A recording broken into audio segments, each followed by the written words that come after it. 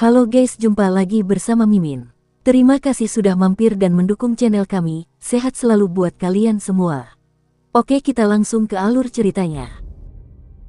Di depan balai belajar tertinggi, ribuan cendekiawan beserta direktorat, sekretaris, dan rektor semua terkejut dan menoleh ke arah sumber tawa.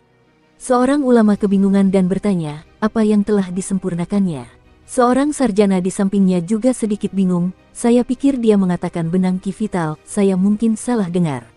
Para direktorat, sekretaris, dan kanselir itu memasang ekspresi canggung karena mereka antara tertawa dan menangis. Kanselir Basan tertawa terbahak-bahak dan berkata, anak kecil yang menarik. Benang Ki Vital adalah dasar dari semua keterampilan pedang. Jika dia bahkan belum menyempurnakan benang Ki Vital, bagaimana dia bisa menjadi sarjana di Imperial College kita? Penguji mana yang dia suap untuk masuk? Rektor Basan, Anda sebelumnya tidak pernah berada di Imperial College jadi Anda tidak mengenalnya. Seorang direktorat tersenyum dan menjelaskan, bajingan ini bernama Kinmu, orang terlantar dari reruntuhan besar. Dia mengalahkan Taois Ling Yun dan dipilih sebagai sarjana kekaisaran oleh kaisar sendiri. Siapa yang berani tidak mengizinkannya masuk setelah dipilih oleh kaisar? Seorang manusia terlantar dari reruntuhan besar mengalahkan Ling Yun dan dipilih oleh kaisar. Kanselir Basan menatap Taois Ling Yun dan mencibir, Ling Yun, apakah kamu bersikap lunak padanya?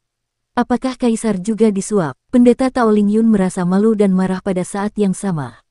Saat itu dia dikeluarkan dari aula Pureyang dan 2 kotak pedang dikosongkan karena menusuknya, membuatnya kehilangan muka di hadapan kaisar, menteri sipil dan militer serta rekan-rekan dan cendekiawan ini.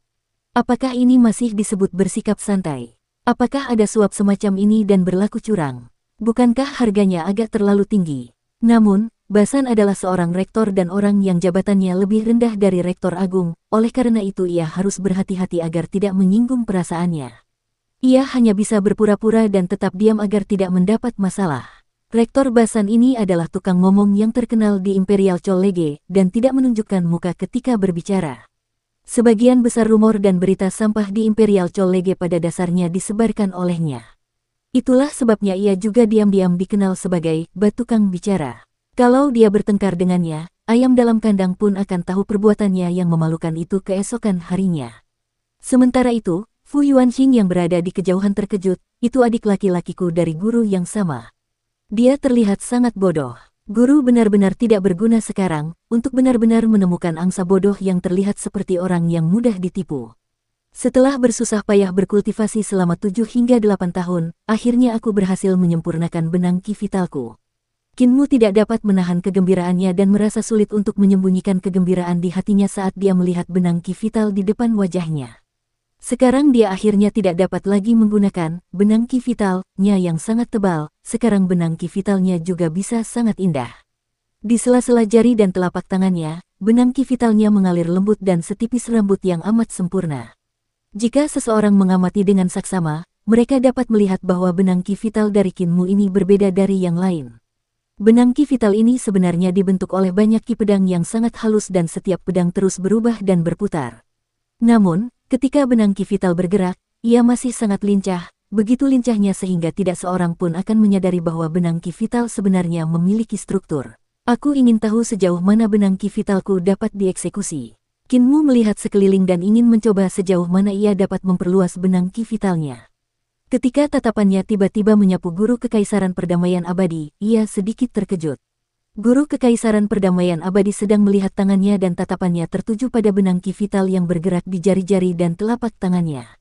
Dia tampaknya merasakan tatapan Kinmu dan sedikit mengangkat tatapannya, menyebabkan kedua tatapan mereka bertemu. Guru Kekaisaran Perdamaian Abadi tersenyum dan berkata dengan suara rendah, menarik. Kinmu mengalihkan pandangannya dan menyerah pada idenya. Ada terlalu banyak orang di sini sehingga dia tidak dapat mengujinya. Guru Kekaisaran Perdamaian Abadi menunggu beberapa saat lagi dan berkata, baiklah. Sekarang aku akan mengajarkan kalian semua bentuk dasar pedang kedua, bentuk pedang berenang. Pedang tidak terbatas saat terbang di udara dan bentuk pedang juga tidak terbatas, oleh karena itu pedang dapat berenang, seperti naga yang berenang, seperti ular yang berenang, seperti ikan yang berenang, seperti burung phoenix yang melayang di udara, seperti orang abadi yang melangkah di udara. Jadi mengapa kita harus secara kaku mengikuti teknik pedang dasar para pendahulu kita? Semangat Kinmu bergetar. Teknik pedang dasar kedua yang diciptakan oleh guru kekaisaran perdamaian abadi masih seperti angin segar bagi semua orang, memperluas cakrawala mereka. Seolah-olah sebuah pintu didorong terbuka dan mereka bisa melihat dunia yang jauh lebih luas. Saya benar datang ke Imperial College. Patriark memiliki visi ke depan. Pikirnya dalam hati. Di depan gerbang gunung, dan Yangzi mengangkat kepalanya dan melihat ke atas untuk melihat lapisan demi lapisan istana di Gunung Giok, tampak sangat dalam. Ada vegetasi lebat di gunung yang diwarnai giok oleh ki dari 9 naga. Sementara itu, angin membawa serta suara guru kekaisaran perdamaian abadi sesekali yang terdiri dari 1 atau 2 kalimat dan setelah dia mendengarnya, dia hanya merasakan semuanya menjadi jelas. Paman senior dan Yangzi, Daozi Linsuan juga samar-samar mendengar suara yang datang dari gunung dan ragu sejenak sebelum bertanya, apakah orang yang memberikan ceramah di puncak gunung adalah guru kekaisaran perdamaian abadi. Saya hanya mendengar 1 atau 2 kalimat darinya dan mendapat banyak manfaat darinya. Bertentangan dengan harapan, saya merasa dia. Dan Yangzi tersenyum dan berkata, tidak apa-apa untuk mengatakannya. Daozi Linsuan mengumpulkan keberaniannya dan berkata, meskipun aku belum sepenuhnya mendengar kata-kata yang diucapkannya untuk mengajar para cendekiawan, keterampilan pedangnya memang telah mencapai alam yang tak terbayangkan. Meskipun teknik-teknik yang diturunkan dari Sekte Dao kita memiliki detail konkret yang mendalam dan mencakup segalanya, pemahamannya telah melampaui Sekte Dao kita. Murid merasa bahwa mungkin guru kekaisaran benar-benar berpikir untuk mendorong perkembangan jalan, keterampilan, dan seni ilahi. Kalau begitu, mengapa kita harus memblokir gerbang? Dan Yangzi tersenyum, Daozi, selain mendengarkan kata-kata, kamu juga perlu memperhatikan perbuatanmu, ini adalah jalan hidup. Tidak ada yang menyangkal bakat guru kekaisaran perdamaian abadi. Saat itu ketika dia bertemu dengan Guru Dao juga mengharapkannya menjadi seorang jenius yang muncul setiap 500 tahun dan menjadi orang suci di masa depan. Ini menunjukkan betapa tingginya Guru Dao telah mengevaluasinya. Tetapi apa yang terjadi jika dia tidak menjadi orang suci dan malah berubah menjadi orang jahat? Daozi Linsuan bingung, dan Yangzi mencibir, dengan kekuatannya, dia bisa sepenuhnya menggerakkan jalan, keterampilan, dan seni ilahi, tetapi dia memiliki ambisi serigala liar dan ingin menaklukkan semua sekte dan tidak memberi mereka cara untuk bertahan hidup. Ini adalah salah satu poinnya. Poin kedua adalah pengajar kekaisaran perdamaian abadi sebenarnya menggunakan ajaran kultus iblis surgawi. Kultus iblis surgawi setara dengan jalan palsu dengan nama orang suci palsu yang sebenarnya hanya mengolah jalan iblis. Pengajar kekaisaran perdamaian abadi bersekongkol dengan kultus iblis surgawi dan merupakan musuh jalan ortodoks kita. Hati Daozi Linsuan bergetar ketakutan dan berkata, kebaikan dan kejahatan tidak bisa hidup berdampingan. Dengan dia bergaul dengan jalan iblis, semakin berbakat dia, semakin mengancam dia. Dan Yangzi menganggukkan kepalanya dan berkata, dia membuka sekolah dasar, perguruan tinggi, dan Imperial College. Ini memang memiliki manfaat tetapi juga ada kerugiannya. Dao Master mulai mengajar Anda ketika Anda masih kecil, dan sekarang Anda masih belajar dari Dao Master. Mungkinkah sekolah dasar, perguruan tinggi, dan Imperial College milik Eternal Peace Imperial Preceptor, serta para guru dan direktorat tersebut memiliki pengetahuan dan kemampuan yang sama dengan Dao Master? Eternal Peace Imperial Preceptor yang membuka sekolah dasar, perguruan tinggi, dan Imperial College mungkin tampak memberi banyak orang kesempatan untuk berkultivasi menjadi ahli tetapi juga memutuskan jalan bagi para jenius. Inilah alasan utama mengapa Dao Sek kita menentangnya. Ekspresinya berubah muram saat dia melanjutkan, jalan, keterampilan, dan seni ilahi didorong ke dalam gerakan oleh para jenius, seorang jenius seperti pengajar kekaisaran perdamaian abadi. Sebagian besar orang menjalani seluruh hidup mereka dengan biasa-biasa saja dan hanya tahu cara belajar dan menggunakan, tidak memiliki inisiatif atau dorongan untuk membuka cakrawala baru. Pengajar kekaisaran perdamaian abadi menciptakan tragedi yang mendalam dan bertahan lama karena memutuskan jalan bagi para jenius. Dengan mempopulerkan sekolah dasar, perguruan tinggi, dan Imperial College ini, semua orang akan menjadi ahli sejenak dan menjadi sangat luar biasa. Namun, semua orang akan tanpa prestasi, seperti membuat kue bulan yang semuanya dari cetakan yang sama. Siapa yang bisa menumbuhkan bakat seperti Daozi? Ada alasan mengapa sekte ada dan jika dia tidak melihat ini, sekte Dao kita akan mempertaruhkan nyawa kita sebagai musuhnya. Petik 2. Daozi Linsuan mengerti dan hatinya berkobar dengan keinginan untuk bertempur. Dan Yangzi tersenyum, kau bisa menganggap guru kekaisaran perdamaian abadi sebagai musuh, tetapi kau tidak bisa menentang jalan, keterampilan, dan seni ilahiyahnya agar wawasanmu tidak menjadi dangkal. Ceramah dari guru besar perdamaian abadi ini berlangsung selama 2 hari penuh tanpa henti. Banyak orang yang tidak dapat bertahan lebih lama lagi dan menjadi mengantuk.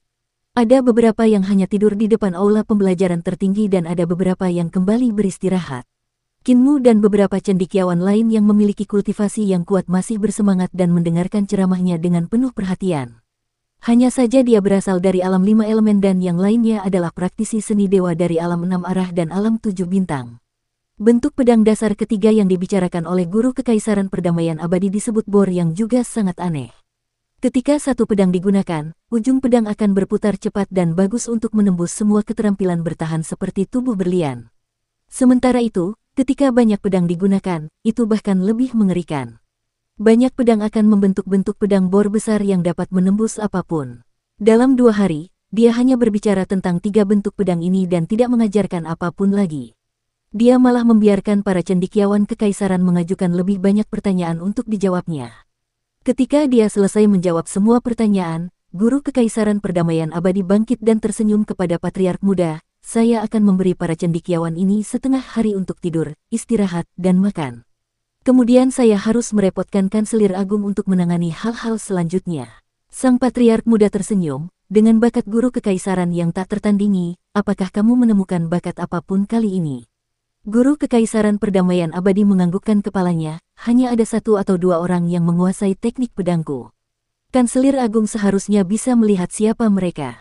Benar, apakah kau benar-benar akan mengundurkan diri dan pergi? Sang patriark muda menganggukkan kepalanya, aku tidak punya waktu lama untuk hidup dan tidak perlu bagiku untuk berpegang teguh pada kekuasaan.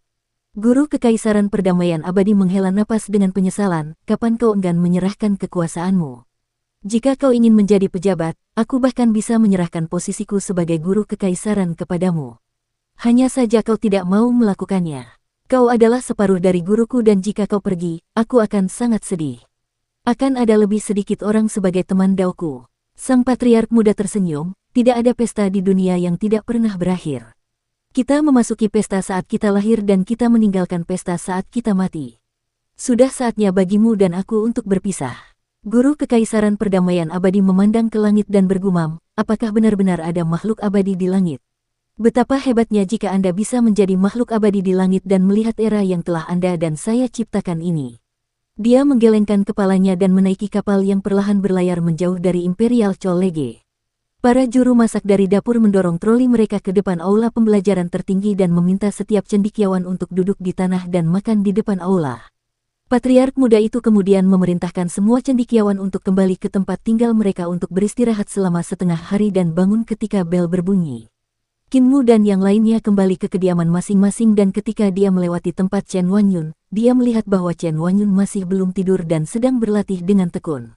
Ada baiknya belajar dari kakak senior Chen. Kinmu sangat termotivasi dan kembali ke kediamannya untuk menidurkan rubah kecil yang sudah tertidur. Dia kemudian perlahan menggerakkan langkah kakinya dan mengeksekusi teknik 3 eliksir tubuh penguasa.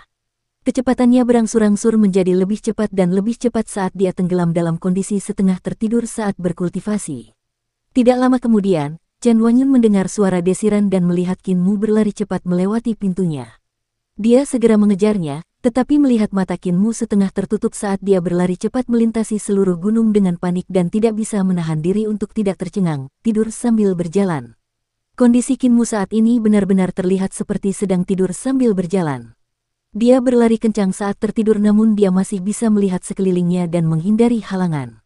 Yang membuat Chen Wanyun bingung adalah ketika Kinmu berlari kencang, dia masih terus menggunakan jurus tinju dan jurus kakinya, yang membuat angin bertiup kencang.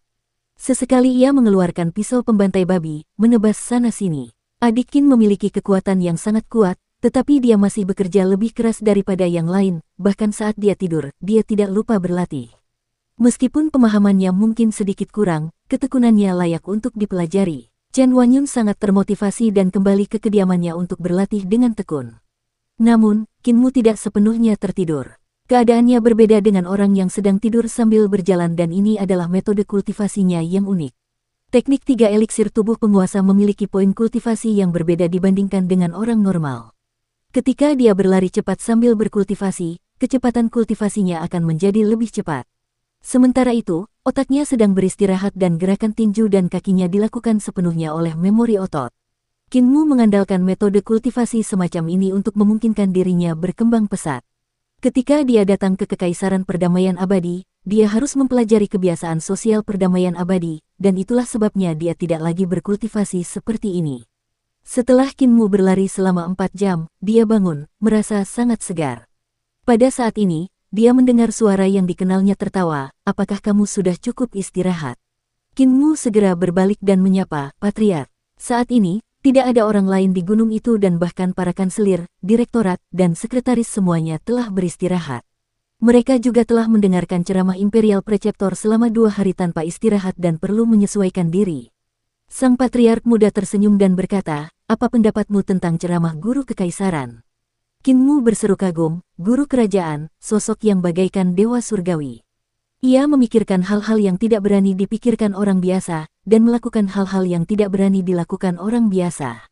Ia memang tak tertandingi. Patriark muda itu berjalan menuruni gunung dan bertanya, "Seberapa banyak yang telah kamu pelajari mengenai keterampilan pedang yang diajarkan oleh guru kekaisaran?" "Saya tidak berani mengatakan bahwa saya telah mempelajarinya secara menyeluruh, tetapi saya yakin sampai batas tertentu." Kinmu melanjutkan, "Belajar ilmu pedang dari kepala desa, kupikir aku sudah menguasai semua ilmu pedang yang mendalam. Tidak pernah terpikirkan olehku bahwa masih ada beberapa hal yang belum kupelajari." Sang Patriark muda berkata, "Kalimat bahwa belajar itu tidak ada habisnya adalah salah dan seharusnya tidak ada habisnya untuk berkreasi. Seseorang tidak dapat meraih prestasi hanya dengan belajar sepanjang hidupnya. Kreasi tidak memiliki batas. Anda masih muda sekarang dan perlu menyerap hal-hal yang telah diciptakan orang lain. Ketika pengetahuan Anda telah terkumpul sampai batas tertentu, Anda harus mencoba untuk berkreasi. Jika Anda selalu belajar, Anda akan selalu menjadi siswa, tetapi begitu Anda menciptakan gerakan, Anda akan menjadi master."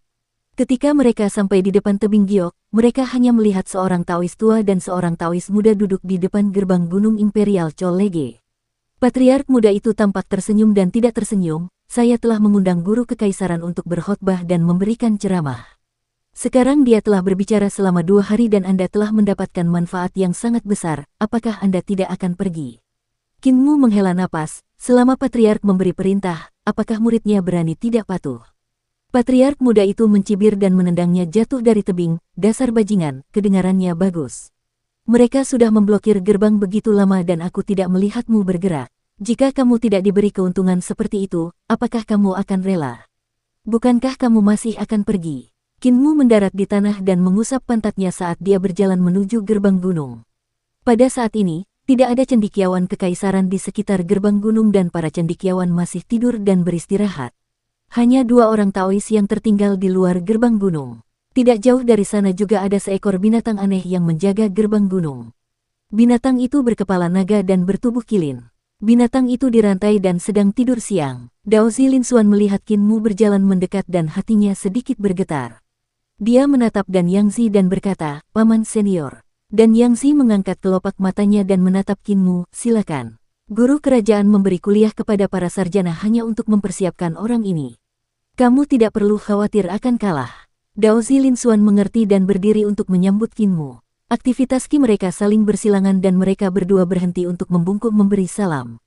Kinmu berkata, "Cendekiawan kekaisaran." Kinmu bertemu dengan Daozi Linsuan. "Aku dari alam 5 elemen." Daozi Linsuan menjawab dengan hormat. Daozi Linsuan bertemu dengan cendekiawan Kinmu. "Aku dari alam 6 arah dan aku akan menyegel harta karun ilahi 6 arahku." Dia menyegel harta karun ilahi 6 arahnya dan Kinmu berkata, "Apakah Daozi ingin menggunakan senjata?" Dia mencabut tongkat bambu dari punggungnya sebelum mengambil pisau pembantai babi. Dia kemudian mengambil palu besinya sebelum mengambil pedang pelindung junior. Tepat saat Daozi Linsuan ingin mengatakannya, Dan Yangzi tiba-tiba berkata, "Tidak perlu senjata, cukup gunakan keterampilan, seni ilahi, dan kecakapan pertempuran jarak dekat." Daozi tidak mengerti dan meletakkan pengocok ekor kudanya, "Karena saudara Qin telah berkata demikian, aku tidak akan menggunakan senjata." Dan Yangzi diam-diam menghela napas lega dan mengalihkan pandangannya dari pedang pelindung junior. Jika mereka menggunakan senjata, Daozi akan berada dalam posisi yang sangat tidak menguntungkan. Bentuk pedang ini membuat jantungnya berdebar kencang. Sarung pedang itu memiliki mulut naga ikan dan tampak seperti pedang pejabat tinggi tingkat pertama. Kalau itu sungguhan, kocokan ekor kuda Daozi Linsuan akan patah saat bersentuhan, dan tak perlu ada lagi yang bertanding. Kinmu tersenyum dan dua lapisan pupil tiba-tiba muncul di matanya. Setelah membuka mata langit dan mata langit hijau satu demi satu, tanah di bawah kakinya tiba-tiba amblas dan ubin batu kapur retak dan batu-batu yang pecah di tanah melayang karena getaran itu. Hah! Kinmu menghela napas dan berteriak sambil meninju. Ratusan batu kapur yang baru saja melayang menjadi semakin halus karena pukulannya. Batu yang terbesar juga hanya sebesar kacang polong dan yang lebih kecil seperti wijen. Batu-batu pecah yang tak terhitung jumlahnya mengikuti pukulannya dan terbang menuju Daozi Lin Xuan. Aang! Raungan naga itu bergema dan kekuatan pukulannya benar-benar menyatu dengan bebatuan yang hancur, berubah menjadi naga pasir yang melonjak ke arah Daozi Lin Xuan seperti naga dewa sungguhan.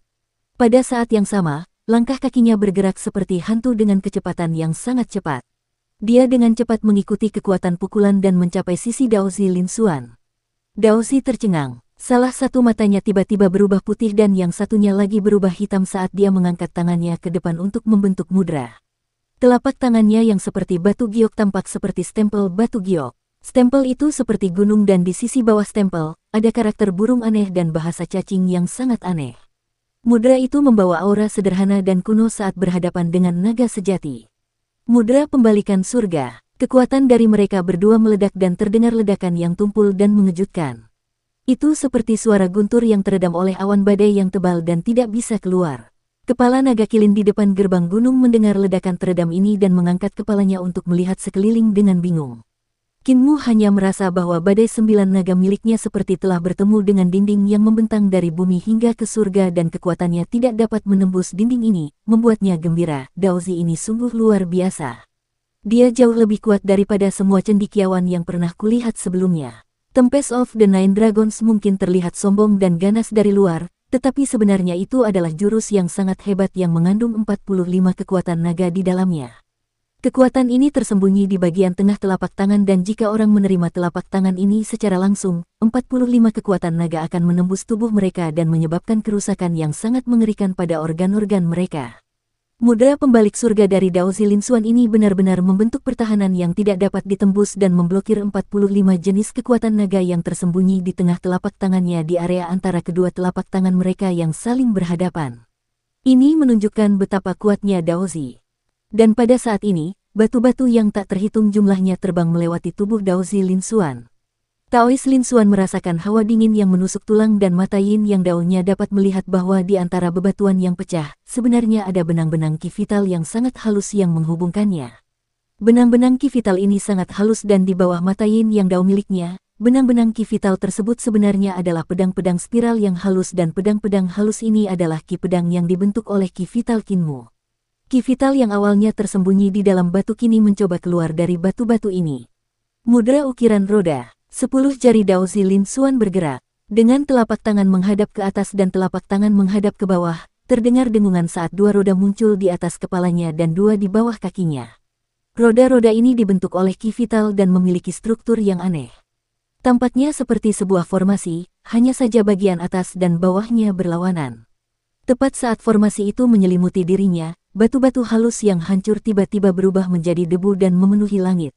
Pedang ki yang tersembunyi di dalam batu-batu yang tak terhitung jumlahnya langsung menyatu untuk membentuk naga hijau ki vital. Pedang ki yang tak terhitung jumlahnya membentuk tubuh naga hijau saat bergerak dengan kuat. Bentuk pedang spiral. Di antara 2 roda yang berputar berlawanan arah, tiba-tiba muncul pedang-pedang tajam yang tak terhitung jumlahnya yang membentuk layar pedang, bertabrakan dengan naga hijau yang bergerak. Energi pedang pecah berkeping-keping dan berhamburan ke segala arah. Kedua pemuda ini tidak hanya beradu jurus pedang, mereka juga beradu kekuatan sihir.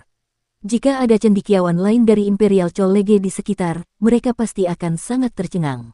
Sekarang Kinmu sedang mengeksekusi bentuk pedang spiral yang diajarkan oleh guru Kekaisaran Perdamaian Abadi, tetapi Kinmu tidak mengubah bentuk pedang spiral menjadi pilar pedang seperti yang diajarkan oleh guru Kekaisaran Perdamaian Abadi. Sebaliknya, ia telah membuat ki pedang spiral yang tak terhitung jumlahnya untuk berubah menjadi naga hijau. Daozi Lin Xuan langsung merasakan tekanan saat ki vital Kinmu menekan ki vitalnya. Kultivasinya sangat padat tetapi kultivasi Kinmu sebenarnya masih di atasnya. Ini hampir mustahil. Teknik misteri tertinggi praselestial milik Sekte Dao dikenal luas karena kekuatan sihirnya yang dahsyat dan hanya berdasarkan kekuatan sihir dari alam yang sama, tidak ada teknik dari semua sekte di dunia yang dapat menandingi teknik misteri tertinggi praselestial.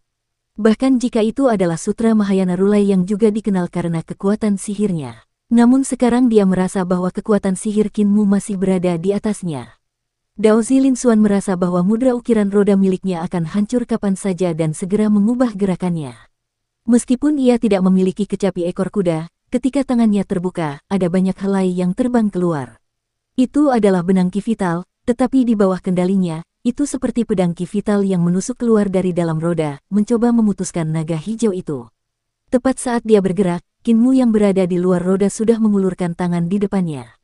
Mengulurkan tangannya dan meraih debu yang tak terhitung jumlahnya, ki vital Qinmu meledak dan debu berkumpul di tangannya membentuk tombak yang menusuk ke roda yang berputar. Dao Zilin Xuan menggunakan tangannya yang lain untuk bertahan dengan Heaven Flipping Mudra untuk menghentikan tombak besar ini. Namun, ledakan-ledakan terus-menerus terdengar di telinganya saat Qinmu menggunakan tangannya sebagai pisau untuk melanjutkan dengan Midnight Battle Across Stormy Cities, menyebabkan banyak pisau menebas roda-rodanya. Mudra ukiran roda miliknya langsung hancur dan Dao Zilin Xuan segera tahu bahwa itu buruk. Saat berikutnya, ia menerima beberapa tebasan di dadanya dengan darah mengalir keluar saat ia terhempas mundur. Dia meminjam kekuatan untuk terbang ke belakang dan tetap tenang. Helaian rambut itu menembus ke dalam naga hijau dan dengan helaian rambut yang berterbangan ke segala arah, naga hijau itu akhirnya tersingkir. Saat naga hijau itu hancur, ia segera berubah menjadi ratusan pedang ki vital halus yang berkumpul kembali dalam sekejap mata dan menggali ke dalam tanah. Ini buruk. Dao Zilin Xuan mendorong telapak tangannya ke bawah dan dengan telapak tangannya menekan ke bawah, untaian benang yang tak terhitung jumlahnya menembus tanah dan mengangkat tubuhnya ke udara. Dengan helaian benang sebagai kakinya, ia berlari cepat di udara seperti sedang terbang. Di bawahnya, seekor naga hijau keluar dari tanah sebelum kembali lagi. Kemudian, ia keluar lagi dan kembali ke tanah. Setiap kali naga hijau itu keluar dari tanah, kaki Qinmu secara kebetulan akan mendarat di kepala naga itu saat ia dengan cepat mengejar Dao Zilin Xuan yang berada di udara. Qinmu menjentikkan jarinya satu demi satu dan jentikan jarinya menghasilkan suara gemuruh guntur. Di antara gemuruh guntur, temperamennya tiba-tiba muncul, menyebabkan ekspresi Dao Zilin Xuan berubah drastis. Sial, dia telah mencuri inisiatif. Aku hanya bisa menggunakan keterampilan pedang warisan Sekte Dao Sek. Dan Yang Zi berdiri dan melihat pertarungan antara Dao Zilin Xuan dan Qinmu. Adapun makhluk aneh setengah naga setengah kilin, ia telah kehilangan minatnya pada apa yang terjadi di sisi ini dan kembali tidur. Dao Zi tidak dapat menahannya lagi, dan dia akan menggunakan kekuatan penuhnya. Dan Yang Zi merasakan keheranan di dalam hatinya. Serangan Qinmu terlalu cepat dan terlalu kuat. Selama dia mengambil inisiatif, dia tidak akan membiarkan lawannya memiliki kesempatan untuk beristirahat. Dia akan terus menyerang sampai lawannya mengaku kalah atau mati. Dao Zilin Xuan tidak bisa mendapatkan keuntungan apapun dengan ki vitalnya dan gerakannya juga ditekan oleh Qinmu. Dengan menyegel harta karun ilahi 6 arahnya, ada banyak gerakan dan seni ilahi yang tidak dapat dia lakukan dan satu-satunya kesempatan yang dia miliki sekarang adalah menggunakan keterampilan pedang warisan Sekte Dao Sek. Hanya keterampilan pedang warisan Sekte yang dapat mengubah situasi saat ini dan mengubah kekalahan menjadi kemenangan. Hanya saja sekarang bahkan dan Yang Zi juga tidak tahu apakah Dao Zilin Xuan dapat mengeksekusi keterampilan pedang warisan Sekte ini di bidang harta karun ilahi 5 elemen. Keterampilan pedang warisan Sekte Dao Sek memiliki persyaratan yang sangat tinggi untuk ki vital dan konsumsinya juga sangat besar. Dari penilaian dan Yang Zi, jika Dao Zilin Xuan menggunakan keterampilan pedang warisan Sekte itu, ki vitalnya akan benar-benar terkuras. Tepat saat dia memikirkan hal ini, helaian benang di tangan Dao Zilin Xuan tiba-tiba mulai berubah. Ini adalah perubahan yang luar biasa karena separuh helaian benang berubah menjadi hitam dan separuh lainnya menjadi putih saat mereka menyebar di udara. Dengan warna hitam dan putih yang mengalir secara bertahap di sekitar satu sama lain, itu seperti taijitu yang muncul di udara. Ilmu pedang warisan Sekte Dao, bentuk pertama dari 14 tulisan pedang Dao, sebuah titik yang menyatukan gerakan besar, yin dan yang datang dan pergi dalam 2 mode. Lengan Dao Zilin Xuan bergetar saat diagram hitam putih itu menekan ke bawah. Dan Yang Zi menghela napas lega dan merasa agak puas. Dao Zilin Xuan adalah Dao Zi. Dengan kultivasinya yang padat, ia masih mampu mengeksekusi keterampilan pedang warisan Sekte di alam 5 elemen. Perlu diketahui bahwa ada cukup banyak praktisi yang mengolah keterampilan pedang warisan Sekte Dao Sek tetapi tidak banyak dari mereka yang dapat mengolahnya sepenuhnya dan hampir semua yang berhasil tidak dapat melakukannya di alam 5 elemen. Konsumsi keterampilan pedang ini terlalu besar dan belum lagi mereka yang berada di alam 5 elemen, bahkan praktisi seni ilahi akan merasa sulit untuk melakukannya. Selain itu, ada persyaratan yang sangat tinggi untuk bakat dan pemahaman dalam mengembangkan keterampilan pedang ini. Di antara persyaratan tersebut, yang paling besar adalah aljabar. 10 kanon komputasi saja telah menyebabkan banyak orang mengalami sakit kepala hebat dan selain dari kanon-kanon tersebut, terdapat pula catatan aljabar kuno dan mendalam seperti perhitungan umum Dayan dan cermin giok 4 hal yang tidak diketahui. Dan Dao Zilin Xuan adalah orang yang paling berbakat di antara mereka yang ahli dalam aljabar dan aljabarnya sudah sangat tinggi sejak usia muda. Dengan dasar aljabar, jauh lebih mudah baginya untuk mempelajari 14 tulisan pedang Dao daripada orang lain.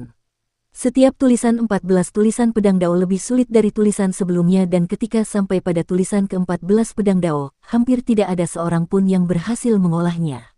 Bahkan Master Dao saat ini juga tidak berhasil mengolah pedang ke-14.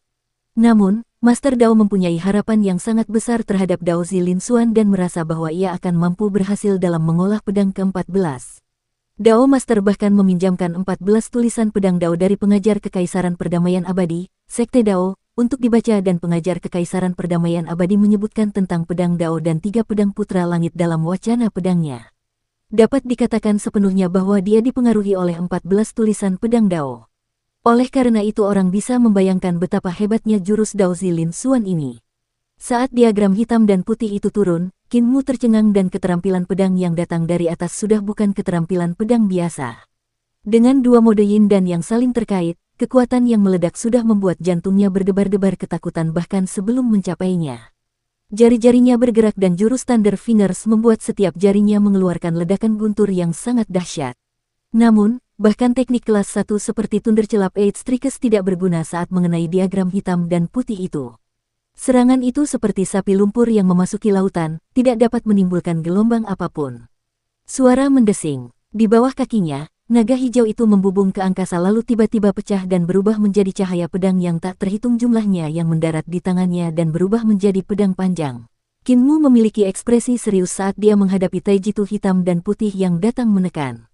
Dengan pedang di tangannya, bagaikan kuas terindah di tangan seorang pelukis, langkah terberat seorang pengembara, vokal seorang penyanyi, tarian seorang penari.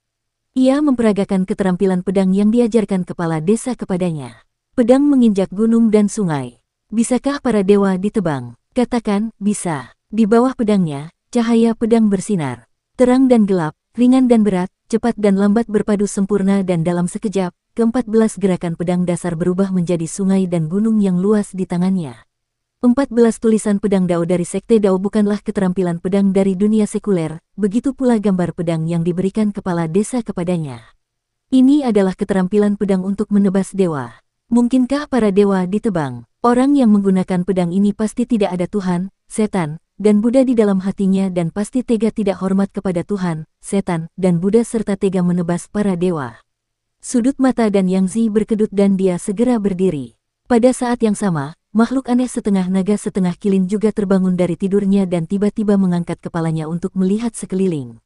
Di langit, kedua jenis ilmu pedang itu bertabrakan dan sekelilingnya berubah menjadi salju yang cerah.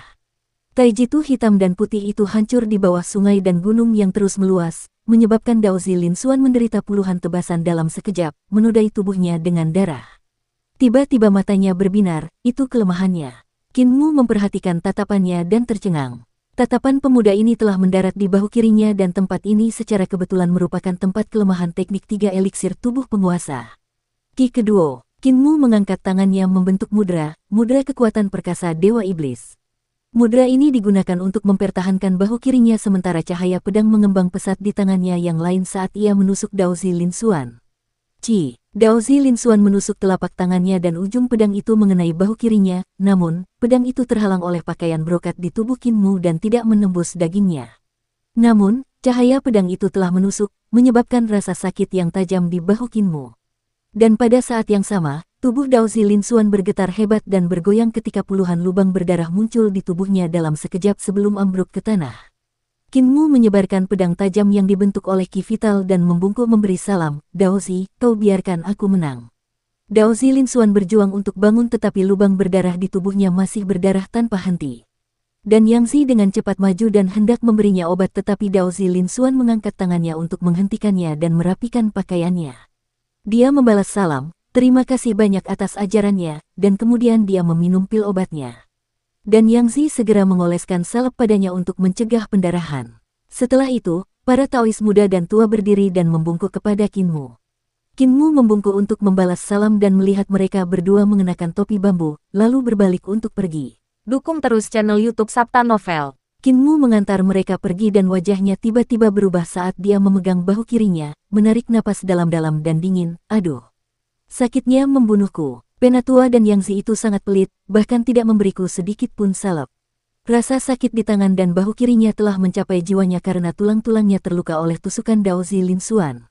Qinmu menarik napas dingin dan hendak naik gunung ketika dia tersandung dan segera mengangkat tangannya untuk meraih makhluk aneh setengah naga setengah kilin yang dirantai untuk menopang tubuhnya. Dia telah menghabiskan terlalu banyak ki vital. Menggunakan pedang menginjak gunung dan sungai menghabiskan banyak ki vital, membuatnya sangat lemah. Qinmu berjalan melewati gerbang gunung beberapa kali, tetapi dia tidak pernah menyadari keberadaan binatang aneh ini dan selalu mengira itu adalah patung naga kilin atau semacamnya. Dia tidak pernah menyangka bahwa binatang aneh itu terasa lembut saat disentuh dan dia melompat kaget. Binatang aneh naga kilin itu mendongak dan menatapnya. Kemudian menjulurkan lidahnya untuk menjilati bahunya. Qinmu merasakan bahunya berangsur-angsur mendingin dan rasa sakitnya perlahan memudar. Dia segera menundukkan kepalanya untuk melihat ke dalam kerah dan melihat luka-luka pedang kecil yang disebabkan oleh cahaya pedang itu menyusut. Ada selusin luka pedang dan semuanya kini mulai pulih. Qinmu tercengang, ini air liur naga. Atau air liur kilin. Tidak peduli apapun itu, ini adalah bahan obat yang bagus. Dia segera mengangkat telapak tangannya dan binatang aneh itu pun menjilati telapak tangannya. Qinmu melihat daging di telapak tangannya yang perlahan tumbuh kembali dan daging luka pedang itu seperti tunas muda yang tumbuh keluar yang dengan cepat membuat lukanya pulih. Luka-luka pada tulang tampaknya juga telah sembuh dan kulitnya juga pulih dengan cepat. Kakak senior, apakah kamu suka makan aprikot asam?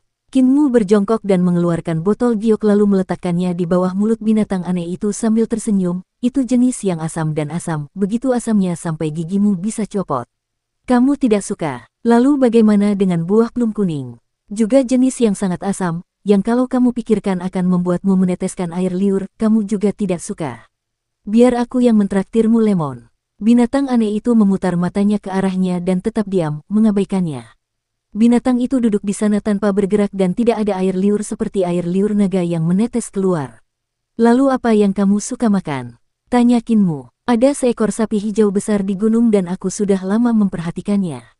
Binatang aneh naga kilin itu tiba-tiba membuka mulutnya dan berkata sambil terus melihat ke depan tanpa bergerak, bisakah kau melewatinya? Qinmu menepuk dadanya dan tersenyum, aku pasti akan berteman dengan saudara yang setia sepertimu. Jangan khawatir, aku akan segera menyelesaikannya. Naga kilin itu sangat gembira dan air liur di sudut mulutnya hampir keluar sebelum ia menghisapnya kembali. Qinmu hanya bisa kembali ke gunung dan berpikir dalam hati, sepertinya satu-satunya cara untuk mengelabui air liur naga itu adalah dengan membawakannya sapi hijau besar. Sepertinya aku pernah melihat sapi hijau besar ini di suatu tempat sebelumnya, tinggal di halaman dan makan rumput. Aku harus bertanya pada Linger. Dia lebih mengenal gunung ini setelah berlari ke sana kemari. Dia naik gunung dan pada saat ini, ada orang-orang yang bangun di kediaman cendekiawan dan taman kerajaan satu demi satu. Mereka berjalan menuruni gunung dalam kelompok mereka dan melewati Qinmu. Salah satu pangeran berkata, setelah bimbingan guru kekaisaran, saya merasa kultivasi saya telah meningkat pesat.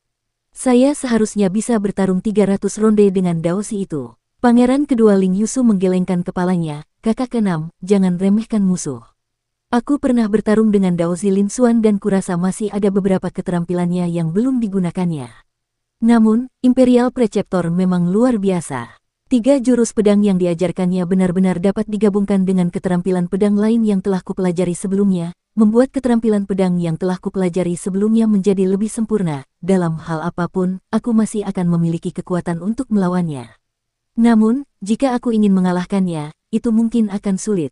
Ling Yusu berhenti dan menatap Qinmu yang berjalan lewat dan mengerutkan kening sebelum menarik kembali pandangannya. Ada apa, saudara kedua? Tanya pangeran keenam itu. Kakak ketujuh sangat dekat dengannya.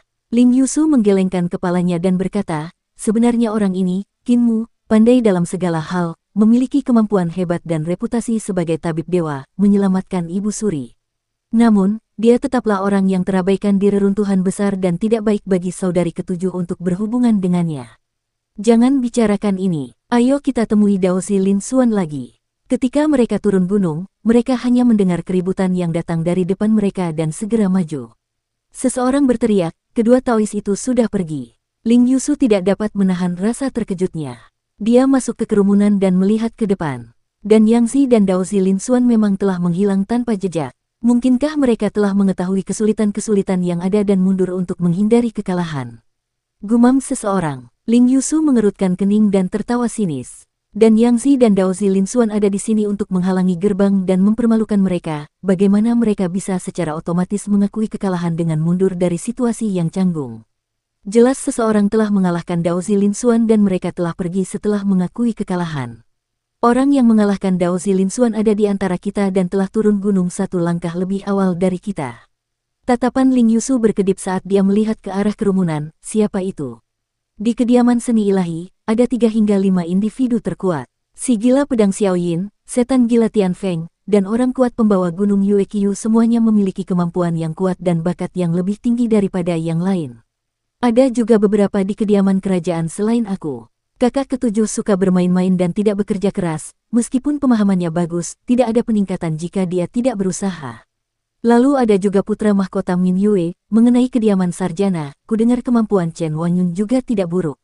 Untuk duduk di posisi kakak laki-laki selama ini, dia juga mungkin.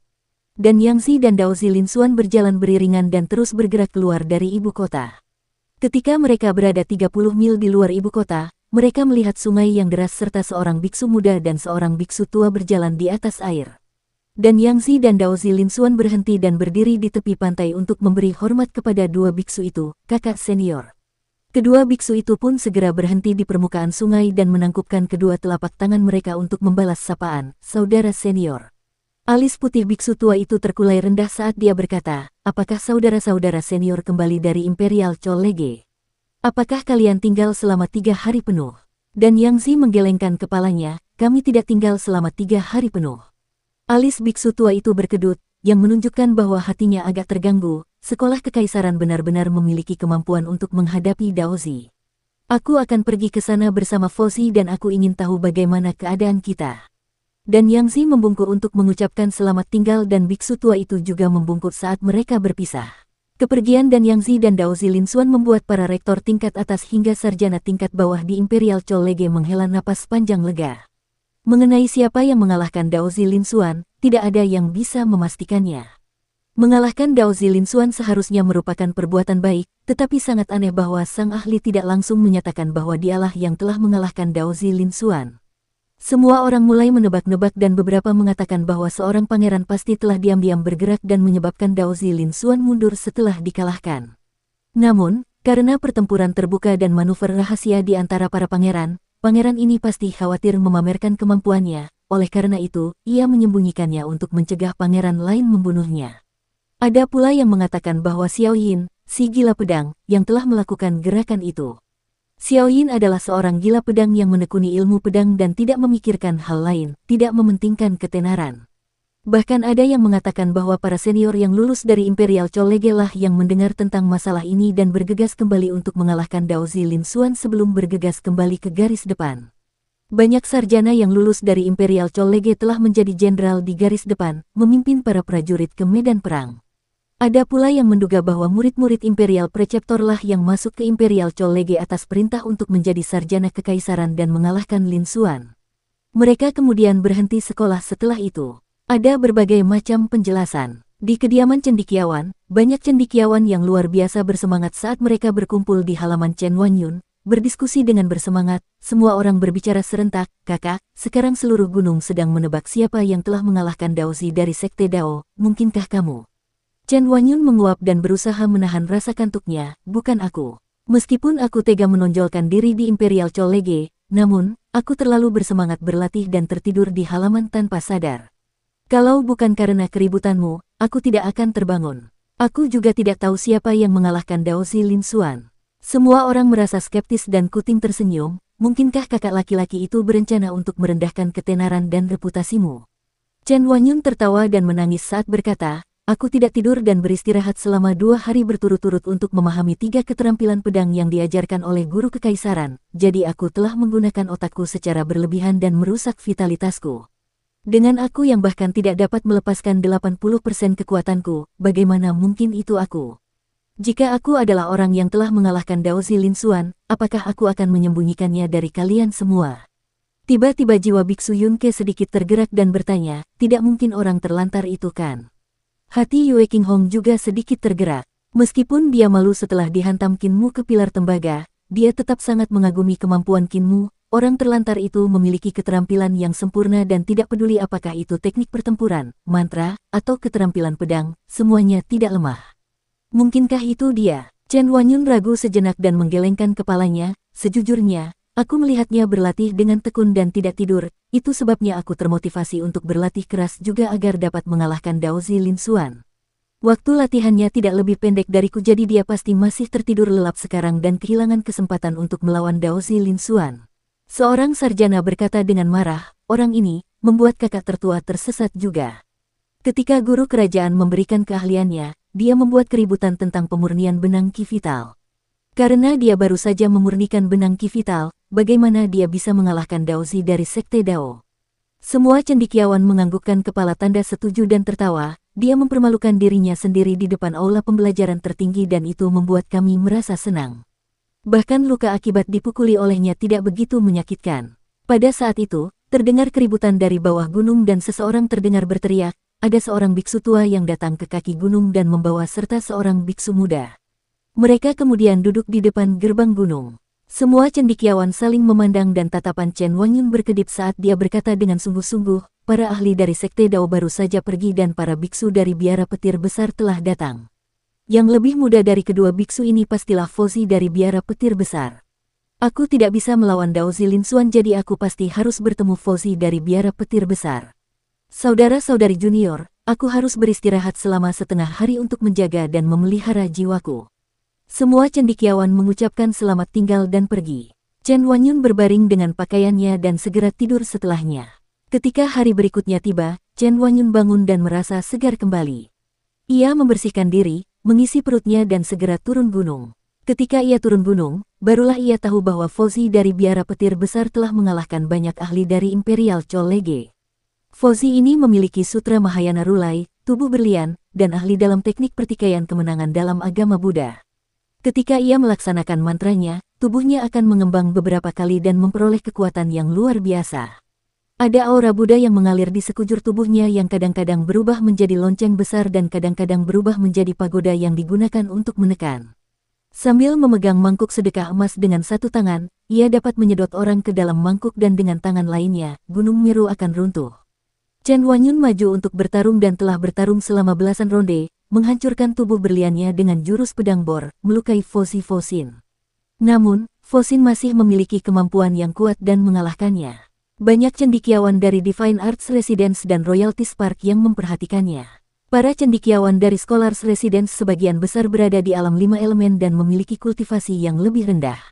Bagi Chen Wanyun untuk benar-benar bertarung dengan Fozi dari Great Thundercelap Monastery belasan kali sebelum kalah, pencapaian ini dianggap sebagai ahli kelas 1 di Divine Arts Residence dan Royalty Spark, mampu masuk ke dalam 10 besar. Segera ada pangeran dan putri dari Royalty Spark yang maju dengan niat untuk menjeratnya. Chen Wanyun tidak menerima maupun menolak agar tidak terlalu menyinggung mereka. Ia berpikir dalam hati, sepertinya prestasiku cukup bagus, kalau tidak akan ada orang yang datang untuk menjeratku. Aku ingin tahu apa hasilnya jika Junior Brother Qin bertukar tangan dengan biksu ini.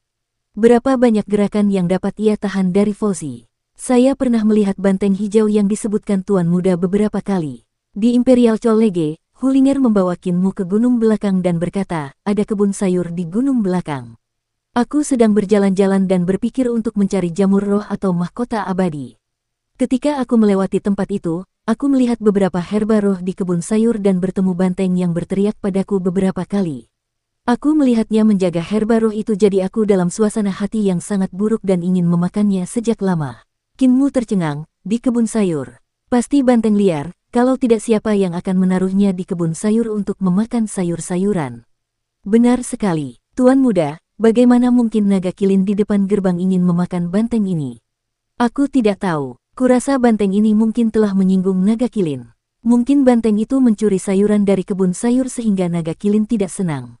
Tebak Kinmu, Hulinger membawanya ke gunung belakang dan hanya ada sedikit orang di gunung belakang. Sangat sedikit sarjana yang datang ke sini selain pasangan yang datang untuk berkencan. Di gunung belakang, ada beberapa halaman yang konon merupakan tempat tinggal para direktorat yang menyukai tempat teduh. Selain halaman direktorat, satu-satunya tempat tinggal yang tersisa adalah milik tetua penjaga gunung. Ada beberapa kebun sayur yang dibuka di gunung belakang. Kinmu dan Hulinger mengikuti jalan setapak yang terjal menuruni gunung dan setelah berjalan beberapa saat, mereka melihat halaman berubin merah dan area kiri di depan halaman telah diratakan, yang luasnya sekitar 1/3 hektar. Tempat itu dipagari dan banyak sayuran ditanam. Pada saat itu, ada seekor banteng hijau yang sedang berdiri di kebun sayur sambil memakan sayur-sayuran di sana sambil menepuk-nepuk nyamuk dengan ekornya.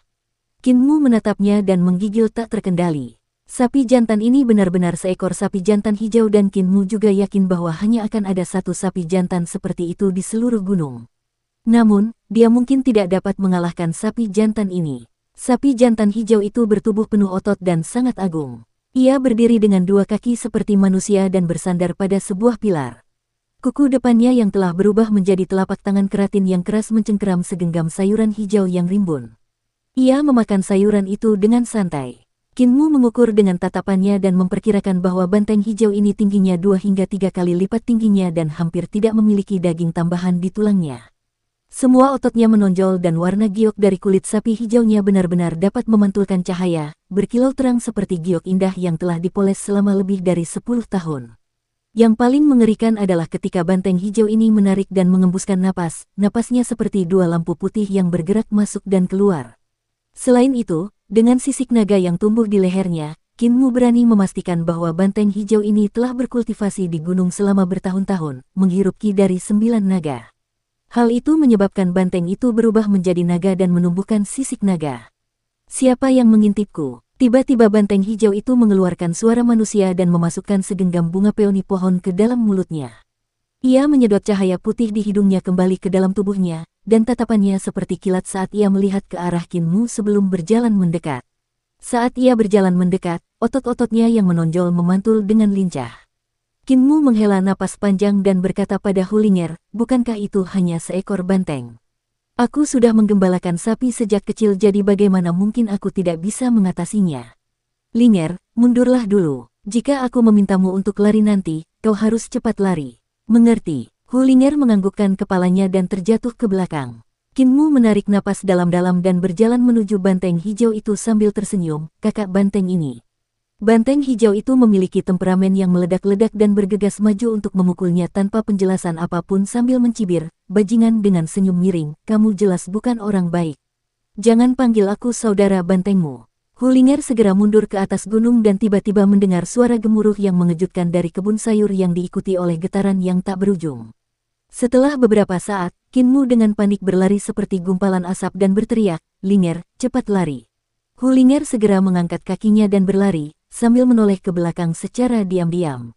Dia hanya melihat rongga mata Kinmu bengkak dan hidungnya memar parah. Jelaslah bahwa dalam waktu singkat, anak gembala sapi dari desa lansia cacat telah dipukuli habis-habisan oleh banteng hijau ini.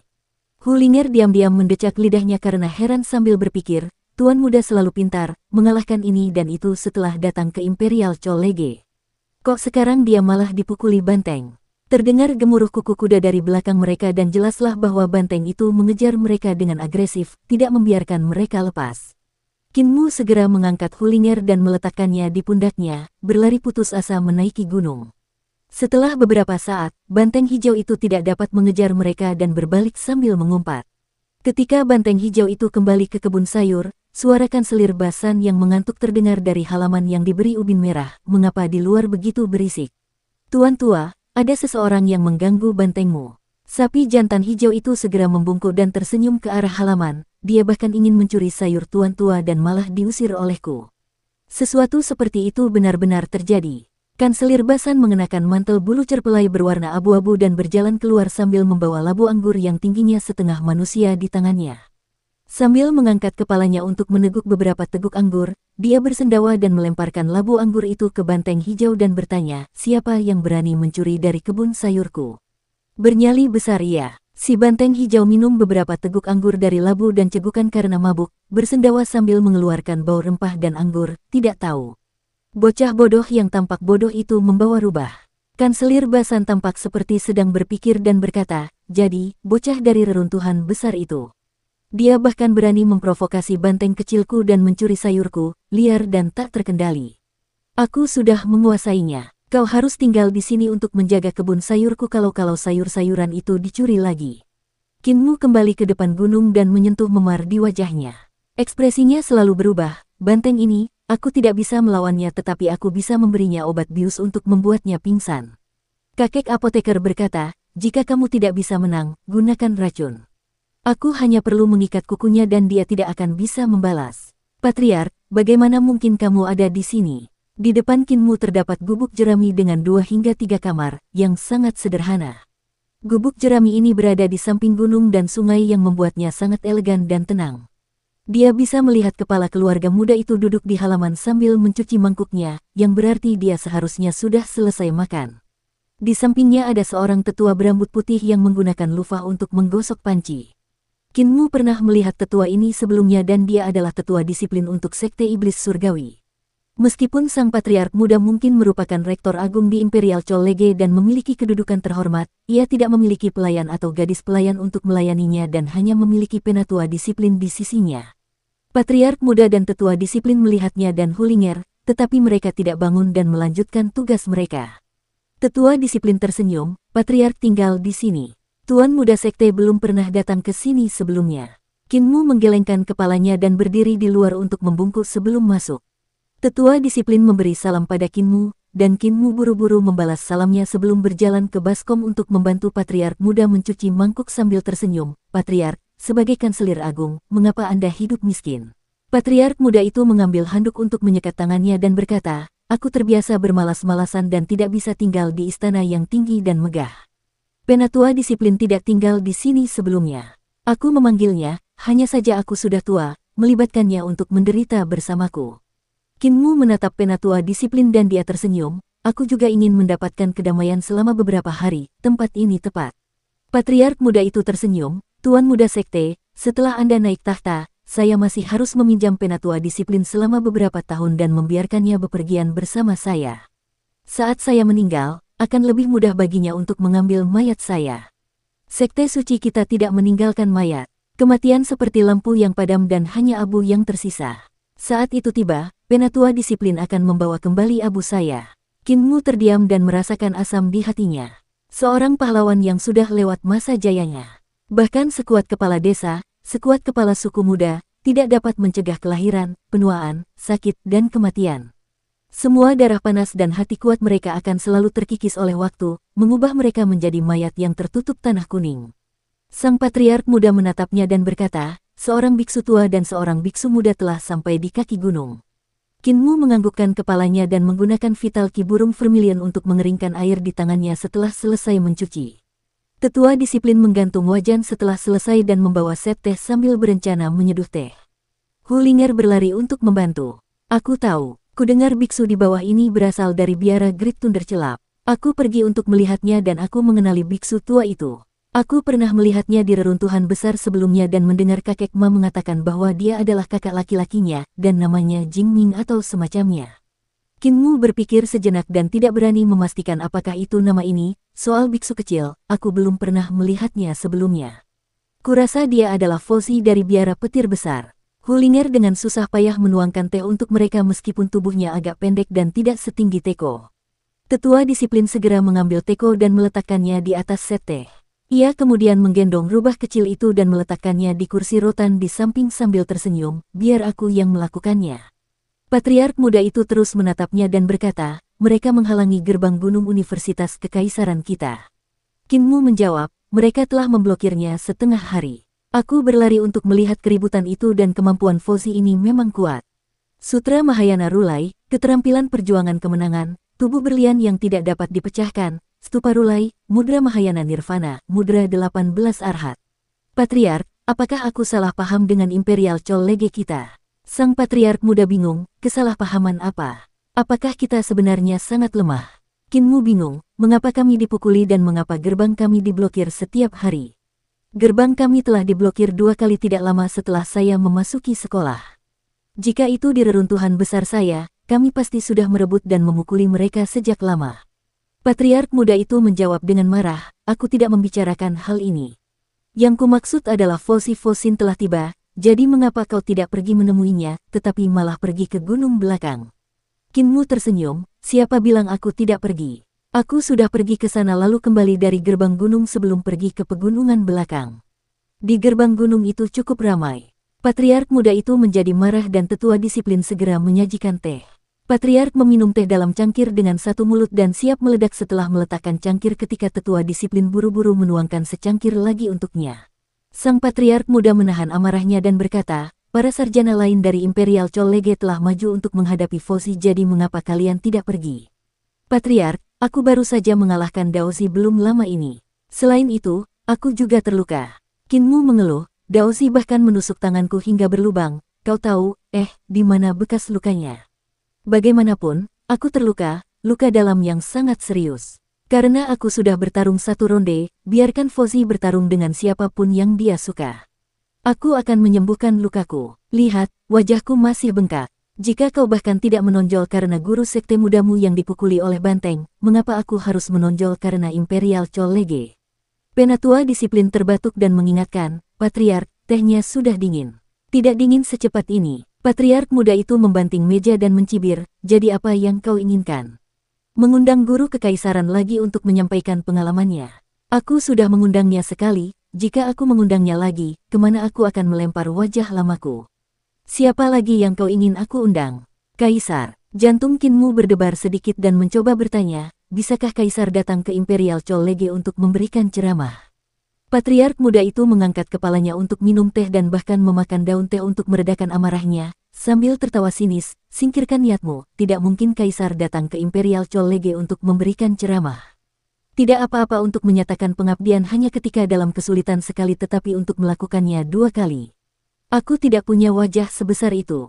Kinmu menjawab dengan kesal, Patriark, Daozi dari Sekte Dao dan Fosi dari Biara Petir Besar telah datang untuk memblokir gerbang, jadi kupikir karena 2 dari 3 sekte terbesar telah tiba, haruskah kita Sekte Orang Suci Surgawi juga menunjukkan wajah kita dan memblokir gerbang Universitas Kekaisaran juga? Aku sebagai pemimpin sekte muda, harus maju untuk memblokir gerbang Universitas Kekaisaran, untuk memperkuat kekuatan sekte kita. Patriark muda itu membanting meja dan tiba-tiba berdiri. Teko bergoyang karena dibanting sementara tetua disiplin dengan cepat menghalanginya dan menenangkannya. Patriark tenanglah, tenanglah.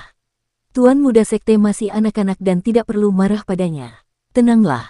Sang patriark muda tertawa terbahak-bahak, bajingan, apakah menurutmu tidak ada seorang pun di Imperial College yang bisa mengalahkan Fosi selain kamu?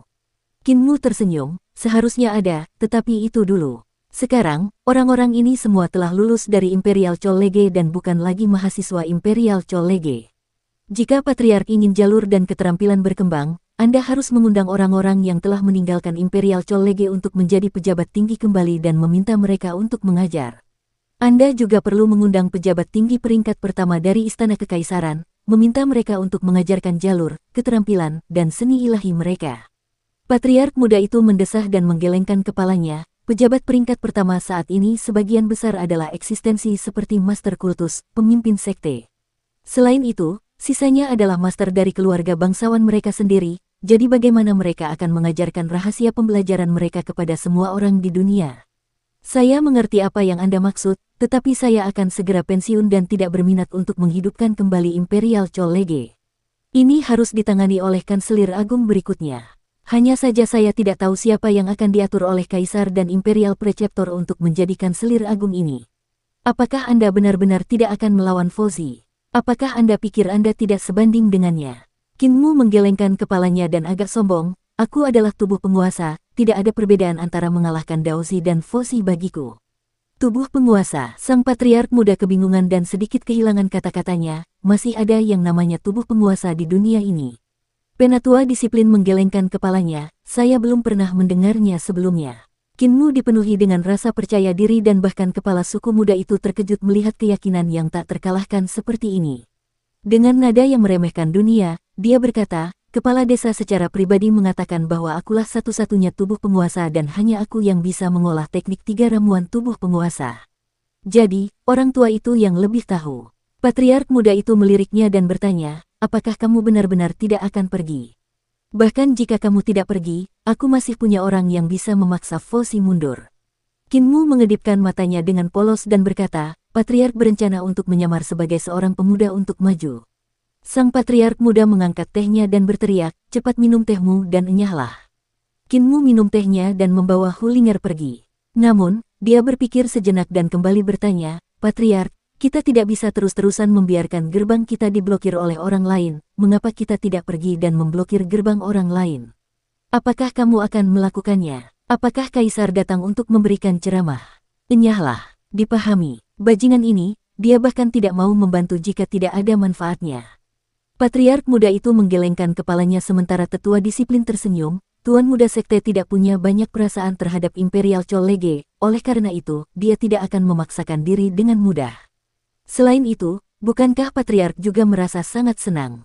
Patriark tertawa terbahak-bahak dan berkata, anak nakal ini suka menghiburku. Seperti yang diharapkan dari orang yang diajari oleh orang-orang tua itu. Orang tua dari desa lansia cacat memang luar biasa, aku bahkan tidak tahu ada yang namanya tubuh penguasa di dunia ini dan dia bahkan bisa mengenalinya. Ketika aku pensiun dari jabatan Kanselir Agung, mari kita pergi dan menemuinya untuk mengobrol. Namun, Tuan muda sekte benar, itu bukan cara untuk terus-menerus diblokir oleh orang lain jadi sebaiknya kita memblokir gerbang orang lain. Apakah mereka tidak ingin memberontak? Kita akan menamparkan wajah mereka terlebih dahulu dan membuat mereka tidak punya muka untuk memberontak. Penatua disiplin mengingatkannya, Patriark, Anda masih punya waktu 2 bulan sebelum pensiun. Patriark muda itu menghela napas dan menjawab, saya hanya bisa membiarkan orang lain menangani masalah ini. Kaisar sudah mencari Kanselir Agung berikutnya. Menurut Anda siapa yang akan menduduki jabatan itu? Penatua disiplin menggelengkan kepalanya dan berkata, bagaimana aku tahu? Namun, aku merasa bahwa Kaisar akan memilih seseorang dari pejabat tinggi peringkat pertama yang lebih rendah. Meskipun Kanselir Agung Kekaisaran hanya pejabat peringkat ketiga, posisi ini terlalu penting dan perlu dikelola oleh ajudan terpercaya Kaisar. Di Istana Kekaisaran, Kaisar Yan Feng sedang membaca peringatan ketika seorang kasim tiba-tiba melaporkan dengan suara merdu, Yang Mulia, Tuan Gu telah tiba. Biarkan dia masuk. Kaisar Yan Feng bahkan tidak mengangkat kepalanya. Saya, hambamu Gulinuan, memberi hormat kepada Yang Mulia. Kaisar Yan Feng mengangkat kepalanya dan menatap Gulinuan yang sedang membungkuk di aula. Sambil meletakkan kuasnya, dia berkata, Tuan Gu, Anda telah hilang puluhan tahun yang lalu dan diselamatkan oleh Jenderal Kecil Qin. Secara logika, saya seharusnya menugaskan Anda ke posisi resmi. Namun, itu bukanlah kesalahan kecil karena menghilang selama bertahun-tahun dan bahkan kehilangan pedang Istana Kekaisaran. Anda tidak bisa lolos begitu saja. Bahkan jika saya ingin memilih Anda untuk promosi, saya akan merasakan lebih banyak tekanan. Namun, saya tetap memutuskan untuk menentang pendapat orang banyak dan menempatkan Anda pada posisi penting. Gulinuan terkejut sekaligus gembira. Rektor Besar Imperial Chollege adalah jabatan yang sangat penting. Rektor Besar akan pensiun dan saya telah memintanya untuk meninggalkan jabatannya 2 bulan kemudian sehingga saya dapat mencari orang-orang berbakat. Saya telah menemukan Anda dan saya harap Anda tidak akan mengecewakan saya. Aku pasti akan mengorbankan nyawaku dan mengerahkan segala daya upayaku untuk melaksanakan tugasku sampai akhir hayatku. Kaisar Yan Feng mengangkat kuasnya dan terus membaca peringatan itu, kalian tidak perlu mengorbankan nyawa kalian. Jika kalian mengecewakanku, aku akan memenggal kepala kalian. Kalian boleh mundur.